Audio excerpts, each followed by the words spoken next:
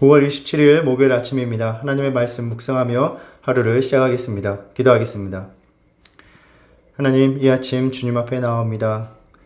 아무것도 없는 광야를 지나는 이스라엘 백성들의 그 필요를 아시고 언제나 공급하시고 그들과 함께 동행하셨던 주님, 오늘 또 우리들의 필요를 아시고 우리를 공급하시며 우리와 함께 하사 우리의 힘이 되어 주실 줄을 믿습니다. 오늘 또 주님을 의지함으로 주님의 은혜 가운데 하루를 보내게 하여 주시옵소서. 오늘 주시는 주님의 말씀 가운데 주님의 뜻을 헤아리고 주님의 마음을 헤아려 주님이 기뻐하시는 삶의 모습으로 나아갈 수 있는 하루가 되게 하여 주시옵소서. 오늘도 주님만 의지하며 나아갑니다. 우리의 모든 것을 인도하실 주님께 내어 맡기며 예수님의 이름으로 기도드립니다. 아멘. 우리가 묵상할 하나님의 말씀은 출애굽기 22장 16절에서 31절 말씀입니다. 하나님의 말씀 출애굽기 22장 16절에서 31절 말씀입니다. 사람이 약혼하지 아니한 처녀를 꿰어 동침하였으면 납폐금을 주고 아내로 삼을 것이요, 만일 처녀의 아버지가 딸을 그에게 주기를 거절하면 그는 처녀에게 납폐금으로 돈을 낼지니라. 너는 무당을 살려두지 말라. 짐승과 행음하는 자는 반드시 죽일지니라. 여호와 외에 다른 신에게 제사를 드리는 자는 멸할지니라. 너는 이방 나그네를 압제하지 말며 그들을 학대하지 말라. 너희도 애굽 땅에서 나그네였음이라. 너는 과부나 고아를 해롭게 하지 말라. 내가 만일 그들을 해롭게 함으로 그들이 내게 부르짖으면 내가 반드시 그 부르짖음을 들으리라. 나의 노가 맹렬함으로 내가 칼로 너희를 죽이리니 너희의 아내는 과부가 되고 너희 자녀는 고아가 되리라. 내가 만일 너와 함께한 내 백성 중에서 가난한 자에게 돈을 구워주면 너는 그에게 채권자같이 하지 말며 이자를 받지 말 것이며, 내가 만일 이웃의 옷을 전당 잡거든 해가 지기 전에 그에게 돌려보내라. 그것이 유일한 옷이라. 그것이 그의 알몸을 가릴 옷인즉 그가 무엇을 입고 자겠느냐. 그가 내게 부르짖으면 내가 들으리니 나는 자비로운 자임이니라. 너는 재판장을 모독하지 말며 백성의 지도자를 저주하지 말지니라. 너는 내가 추수한 것과 내가 짜낸 집을 바치기를 더디하지 말지며 내 처음 난 아들들을 내게 줄지며 내 소와 양도 그와 같이 하되 이랫동안 어미와 함께 있게 하다가 여드렛 만에 내게 줄지니라.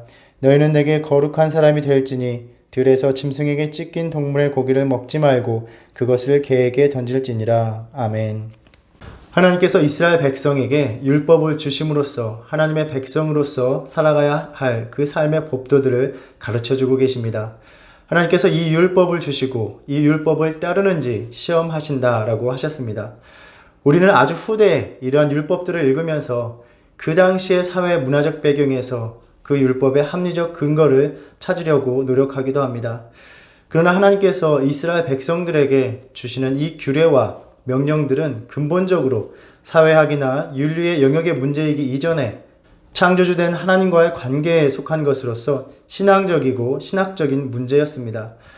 하나님께서 그 당시 이스라엘 백성들의 삶의 현실에서 지켜야 할 법도들을 주신다는 것은 그들의 삶에서 벌어지는 일들에 대해서 하나님께서 관심을 가지고 있다는 것입니다. 사실 구약의 개별적인 율법 규정들을 읽을 때에 오늘날 우리 시대에 적용하기 어려운 이 말씀들을 우리가 지금 읽는다는 것이 어떤 의미가 있는가라는 생각이 들기도 합니다. 그러나 우리가 법조문을 보면서 그 안에 담긴 법 정신과 취지를 봅니다. 마찬가지로 고대 이스라엘의 사회와 문화 속에서 주신 그 율법에 담긴 하나님의 뜻을 보면서 또 오늘날 이 세계의 다양한 문화 속에서 이 하나님의 말씀을 읽으면서 주님께서 그 명령에 담겨 주셨던 하나님의 뜻을 읽어내는 것입니다.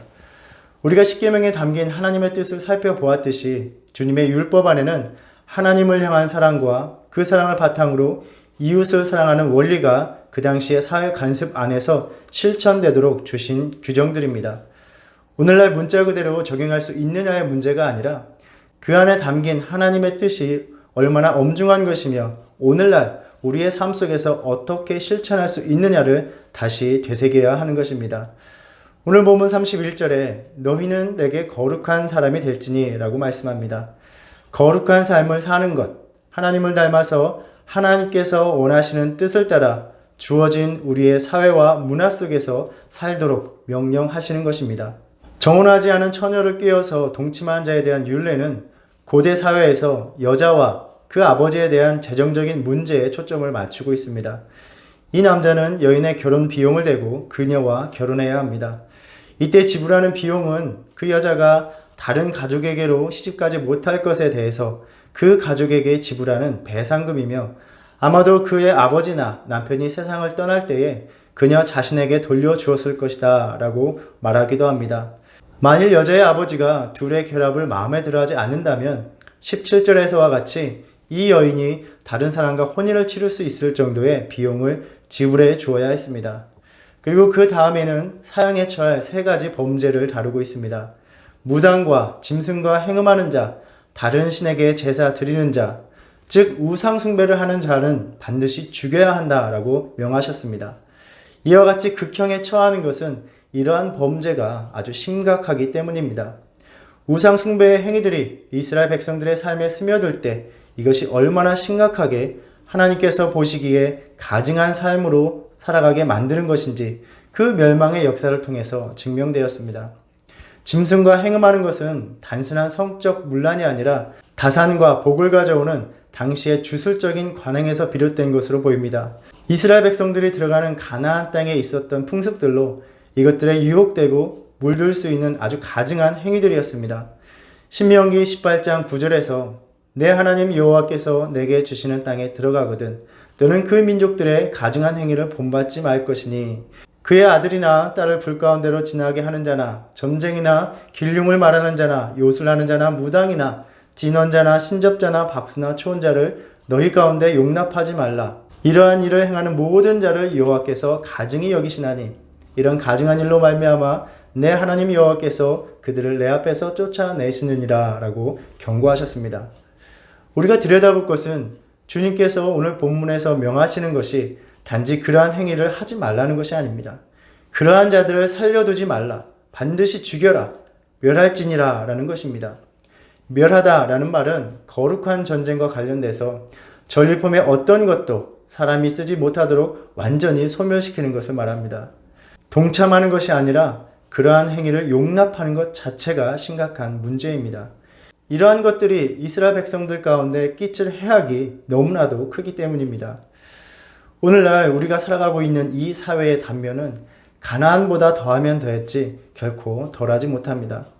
조금만 시선을 돌려보면 하나님이 보시기에 가증한 인간의 타락한 단면을 우리는 수없이 보고 접하고 있습니다. 오늘날 미디어를 통해서 하나님 보시기에 깨끗이 못한 문화들이 쏟아져 나오고 있고 우리의 자녀 세대들은 그저 재미라는 이유로 많은 것을 따라하고 있습니다. 주님께서 명하시는 것은 무엇입니까?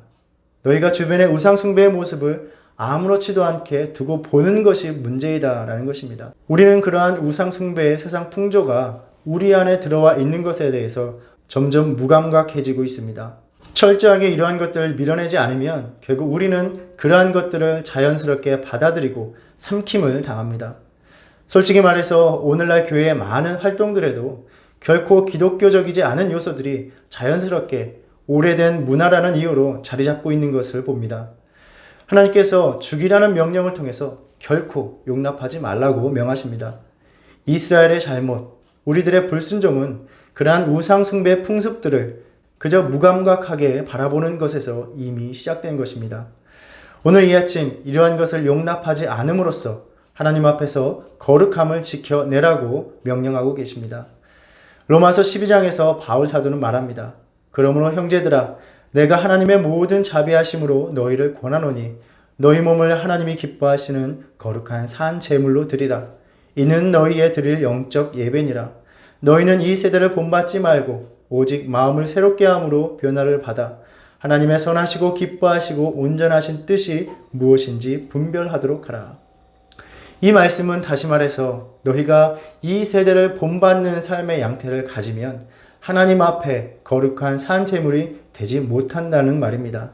우리는 오늘날 우리 사회의 많은 풍습을 내 자신이 거기에 큰 의미를 두지 않으면 된다는 안일한 마음으로 많은 부분을 용납하고 혹은 따라하고 있습니다. 앞서 언급한 신명기 18장 13절에서 이러한 가증한 우상 숭배를 용납하지 말라고 하시면서 너는 내 하나님 여호와 앞에서 완전하라고 하셨습니다. 완전하다라는 말은 흠이 없는 것, 희생제물로서 하나님 앞에 받아들여질 수 있는 것, 하나님께서 용납하실 수 있는 상태를 말합니다. 오늘날 세상의 문화 속에서 살아가는 신앙인으로서 나 자신의 모습, 또 우리의 공동체의 삶을 돌아보면서 우리 모두가 하나님 앞에 온전한 제물이 되기 위하여 하나님이 기뻐하시지 않는 것을 멸하는 우리의 믿음 되기를 바랍니다. 또 하나님께서 명하시는 율법 규정들은 가난한 자와 사회적인 약자를 돌보라는, 하나님께서 원하시는 이웃사랑을 사회적 정의를 통해서 이루라는 명령입니다. 21절에 너는 이방 나그네를 압제하지 말며 그들을 학대하지 말라. 너희도 애굽 땅에서 나그네였음이라. 애굽 땅에서 이스라엘 백성의 경험이 하나님의 명령을 따를 이유입니다. 이스라엘은 애굽 땅에서 힘든 노역에 시달리며 노예 생활을 하였습니다. 이들은 본토인이 아닌 이방인으로서 그 땅에 머물렀습니다. 하나님께서는 그렇게 남의 땅에서 종노릇을 하는 이스라엘 백성들을 구원해 주시고 자유를 주셨고 이제 그 땅을 허락하사 그 땅의 주인으로서 살아가게 해 주실 것입니다. 너희도 애굽 땅에서 나그네였음이라 라는 말씀은 단지 너희도 이방 나그네의 서름과 고통을 알지 않느냐, 그러니 그러한 자들을 압박하지 말라는 의미가 아닙니다. 하나님께서는 더 깊은 의미를 전해주고 계십니다. 너희가 이방 땅에서 이방 나그네일 때 너희를 구원하신 하나님이 어떻게 행하셨는지를 기억하고 그 하신 일을 본받아야 한다라는 것입니다. 이방 나그네를 압제하며 하나님이 아닌 애굽의 바로와 또 그의 백성들과 같이 하는 행위는 자신들에게 놀라운 구원을 베푸신 하나님의 은혜를 무의미하게 만들며 모독하는 것과 같습니다. 하나님의 구원의 은혜를 입은 자들은 하나님을 본받아 주님의 구원 사역을 이 세상에 확대시켜 나가는 사명을 가진 자들입니다. 애굽 땅에서 이방 나그네일 때 경험한 하나님의 은혜를 기억하고 이 하나님의 은혜를 본받아 닮아서 행하라는 말씀입니다. 우리에게 행하신 하나님의 행위를 본받아 사는 삶은 과부나 고아에 대한 명령에서 이어집니다. 하나님의 백성이 가난한 자와 연약한 자를 괴롭힌다는 것은 그와 같은 상황에 있었던 자신들을 건져주신 하나님의 구원을 부인하는 행위입니다. 하나님의 놀라운 사랑을 무시하고 멸시하는 자에게 하나님께서 큰 노를 바라십니다. 23절에 그들이 내게 부르짖으면 내가 반드시 그 부르짖음을 들으리라 말씀하셨습니다. 하나님께서 모세를 보내실 때에 이스라엘 백성의 부르짖음을 들으셨기에 그들을 구원한다라고 말씀하셨습니다. 하나님의 백성은 하나님께서 누구의 부르짖음을 듣는지 잘 알고 있습니다. 왜냐하면 그 부르짖음이 다름 아닌 바로 자기 자신들의 부르짖음이었기 때문입니다. 하나님이 그러한 이들의 부르짖음을 들으시는데 우리가 그러한 이들의 부르짖음을 무시하거나 또 그들이 부르짖게 만든다는 것은 하나님에 대한 배은망덕의 불순종이요 또 도전과 다름 아닌 것입니다. 24절에 나의 노가 맹렬함으로 내가 칼로 너희를 죽이리니 너희 아내는 과부가 되고 너희 자녀는 고아가 되리라 라고 말씀하셨습니다. 마태복음 18장에서 예수님께서는 용서에 대해서 가르쳐 주시면서 빚진 자의 비유를 말씀해 주셨습니다. 한 임금이 10,000달란트를 빚진 자를 탕감해 주었습니다. 그런데 그는 어떻게 행하였습니까? 100데나리온을 빚진 자기 친구를 용서하지 않고 옥에 가두었습니다. 한 달란트는 6,000데나리온에 해당합니다. 자신이 탕감받은 그 빚보다 60만 분의 1을 빚진 자를 용서하지 못한 것입니다. 임금이 그를 붙잡아 말합니다. 악한 종아, 악하다라고 말합니다. 임금은 노하여 말합니다. 내가 너를 불쌍히 여긴과 같이 너도 내 동료를 불쌍히 여김이 마땅하지 아니하냐. 솔직히 우리는 때로 도움을 주기가 참 힘들 때가 있습니다. 내가 그를 도와줄 형편이 안 되어서가 아니라 도와줘야 하는지 회의가 들 때가 있기 때문입니다. 자신이 도움받는 것을 늘 당연히 여기고 늘 요구하고 감사함으로 그 도움을 나눌 줄 모르는 사람들이 항상 있습니다. 그럼에도 우리가 그들을 돌보고 도와주어야 하는 이유가 있다면 그들이 도움을 받을 만한 자격이 있어서가 아니라 바로 주님이 우리에게 그렇게 하기를 원하시기 때문입니다. 돌보는 이들을 만족시키는 것이 아니라 이를 명하시는, 이를 원하시는 하나님을 만족시키고 기쁘시게 하기 위함입니다. 결코 이스라엘 백성이 구원을 받을 만한 자격이 있었던 것이 아닙니다. 우리가 그리스도의 그 고결한 생명을 희생할 만한 자격이 있는 자들이 아니었습니다. 그저 하나님의 은혜가 먼저 우리에게 베풀어졌기 때문입니다. 사랑은 여기 있으니 우리가 하나님을 사랑한 것이 아니요 하나님이 우리를 사랑하사 우리 죄를 속하기 위하여 화목제물로 그 아들을 보내셨습니다. 라고 말씀하셨습니다. 그래서 십계명을 주셨을 때에도 가장 먼저 하신 말씀이 무엇이었습니까? 하나님이 베푸신 구원의 은혜를 상기시켜 주셨습니다. 나는 너를 애굽 땅 종되었던 집에서 인도하여 낸 내 하나님 여호와니라. 율법에 순종하는 것은 하나님의 은혜의 행위를 본받아 사는 것입니다. 주님의 말씀에 순종함으로 하나님을 닮아가는 저와 여러분의 믿음이 되기를 간절히 바랍니다. 26절은 바로 오늘날 만연한 고리대금의 현실에도 적용할 수 있는 말씀입니다. 우리는 자본주의 사고의 방식에 갇혀서 돈을 빌려주고 이자를 받는 것을 당연시 여깁니다. 그러나 하나님께서는 그러한 담보나 빌려줌이 가난한 이의 상황에 도움이 되도록 해야 함을 명하고 계십니다. 미국 사회의 60% 이상이 단 몇백 불의 비용이 발생할 때 한 달 생활비를 충당하지 못하는 그러한 형편이라고 합니다. 예를 들어서 갑자기 자동차 수리 비용이 발생할 때 생계를 유지하기 위해서 어쩔 수 없이 고쳐야만 하고 그래서 빠른 현금론을 이용합니다. 그러나 그 이자는 더 깊은 가난의 수렁으로 그들을 빠뜨려 버립니다. 가난한 이들이 탐욕의 사냥감이 되어버리는 현실입니다. 언젠가 왜 우리가 내는 세금이 가난한 이들에게 그렇게 무상으로 가는지 모르겠다. 아주 불만스럽게 이야기하는 것을 들었습니다. 물론 잘못된 복지제도는 개선되어야 합니다.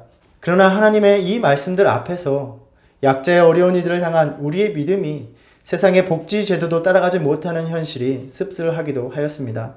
우리는 그러한 사람들이 돌봄과 도움을 받을 만한 자격이 있느냐가 아니라 하나님이 그들을 내가 돌보기를 원하시는가를 물어야 하는 하나님의 백성입니다. 우리가 나그네 되었을 때에, 우리가 고아와 같이 버려졌을 때에 우리 곁에서 오셔서 돌보신 주님의 은혜, 이것이 오늘 주시는 말씀에 따라야 하는 바로 이유가 됩니다. 또 하나님의 백성은 하나님을 공경하는 삶을 살아야 합니다. 하나님께서 세우신 지도자를 경시하거나 하나님께 드릴 예물을 소홀히 하는 것, 또 금하신 음식을 먹어서 자신을 부정하게 하는 일은 하나님을 경외하지 않는 삶의 태도라고 말씀하십니다.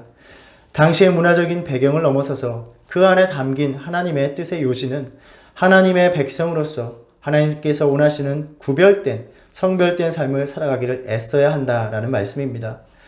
오늘 이 말씀을 통하여 우리에게 명하신 바를 다시 한번 되새기는 저와 여러분 되기를 바랍니다.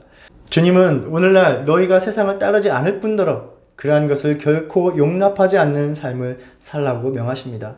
주님의 거룩한 제물이 되는 것은 세상과 혼합될 수 있는 어떠한 요소도 늘 깨어서 분별하면서 대적하며 살아가는 삶입니다. 하나님을 기쁘시게 하지 않는 것들, 가증한 것들이 우리 안에 스며들지 않도록 우리의 삶을 늘 삼가하며 살아야 합니다. 또 가난한 자, 연약한 자를 돌보라고 명하십니다. 바로 그 같은 우리를 주님이 사랑하셨고 돌보아 주셨기 때문입니다. 이 말씀을 돌아보면서 하나님을 경외하는 자, 그 말씀에 순종하는 자가 되어서 마음을 다하고 뜻을 다하고 힘을 다하여 우리 하나님 여호와를 사랑하는 하루의 삶을 살아가는 저와 여러분이 되기를 간절히 바랍니다. 기도하겠습니다. 하나님, 이스라엘 백성들에게 하나님의 백성으로 살아가며 지켜야 할 규례들을, 그 말씀들을 묵상하였습니다. 그 안에 담긴 하나님의 마음은 우리의 모든 것을 다하여 하나님을 사랑하고 주님께서 베푸신 그 은혜와 사랑을 바탕으로 우리의 이웃을 사랑하라는 말씀이었습니다. 하나님, 비록 삶의 자리가 다르지만 오늘 우리의 삶의 자리에서 주님의 마음을 헤아려 이 뜻을 실천하며 살아갈 수 있는 저희들의 믿음이 되게 하여 주시옵소서. 하나님, 지금 이 순간에도 하나님의 손길이 간절히 필요한 심령들이 있습니다. 치유가 필요한 심령들에게 주님의 회복을 허락하여 주시고 마음의 위로가 필요한 심령들에게 주님의 어루만짐을 허락하여 주시옵소서. 오늘도 살아가는 우리의 모든 삶의 자리에서 동행하여 주셔서 힘이 되어 주시고 주님께서 주신 말씀에 순종하는 삶으로 살아갈 수 있도록 인도하여 주시옵소서. 예수님의 이름으로 기도드립니다. 아멘. 하늘에 계신 우리 아버지여, 이름이 거룩히 여김을 받으시오며 나라의 임하옵시며 뜻이 하늘에서 이룬 것 같이 땅에서도 이루어지이다. 오늘날 우리들에게 일용할 양식을 주옵시고 우리가 우리에게 죄진 죄를 사하여 준 것 같이 우리의 죄를 사하여 주옵시고 우리를 시험에 들게 하지 마옵시고 다만 악에서 구하옵소서. 나라와 권세와 영광이 아버지께 영원히 있사옵나이다. 아멘.